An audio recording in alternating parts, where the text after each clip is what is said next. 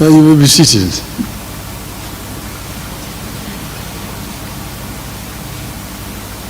The organizers of the conference, distinguished guests, all protocols observed, ladies and gentlemen, good morning. I am very delighted to have an opportunity to come and join you here this morning.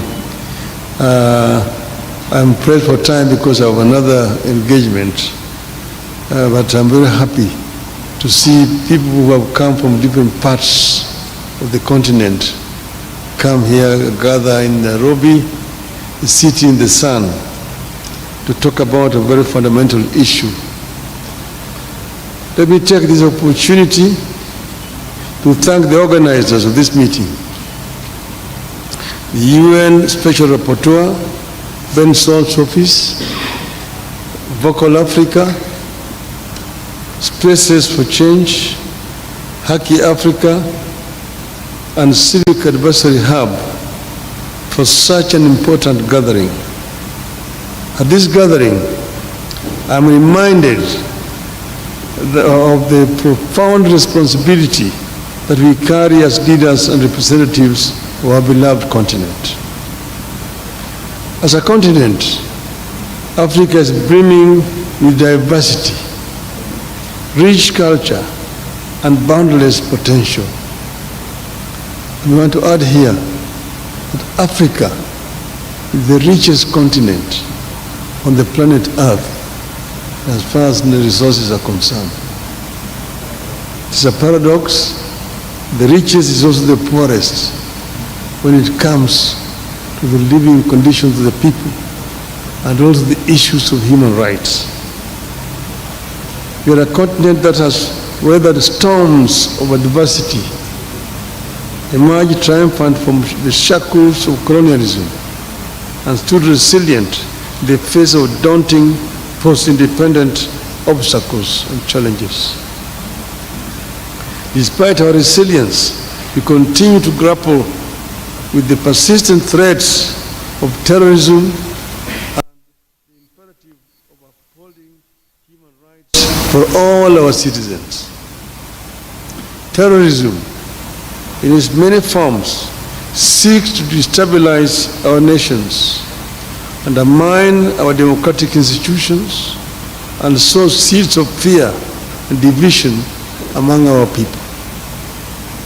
It preys on the vulnerable, exploits the marginalized, and seeks to extinguish the flame of hope that burns within every African heart. But let us be clear. Terrorism shall find no sanctuary on our shores, and we shall not falter in our resolve to combat this scourge with every fiber of our being. However, in our unwavering pursuit of security and stability, we must never lose sight of the fundamental principles that define our humanity. Human rights are not negotiable. They are the cornerstone upon which our societies are built and the bedrock upon which our collective features rest. We cannot and must not sacrifice the rights and dignity of our people at the altar of security. Instead, we must strive for a balanced approach that ensures the safety of our citizens while upholding their inherent rights and freedoms. As I seek to become the chair of the African Union, given the opportunity, I pledge to lead with integrity, compassion, and a steadfast commitment to advancing the twin objectives of human rights and counterterrorism.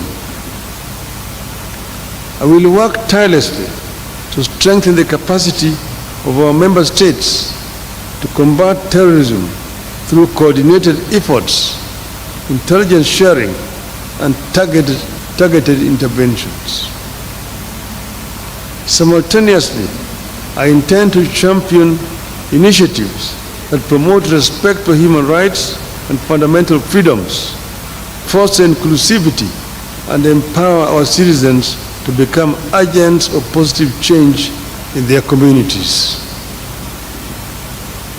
The struggle for promoting human rights while countering terrorism is no mean task to be achieved by any one individual. It must be a collective effort.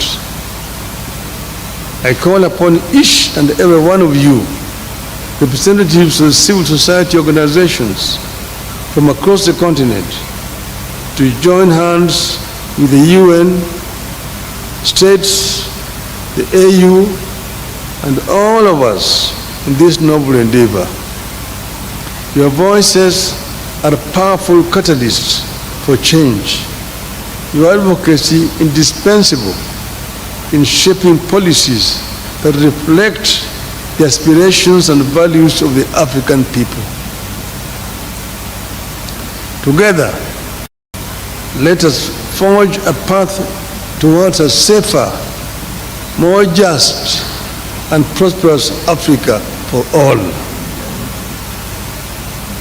In closing, let us draw inspiration from the resilience of our forebears, the courage of those who have dared to dream, and the collective strength of our diversity.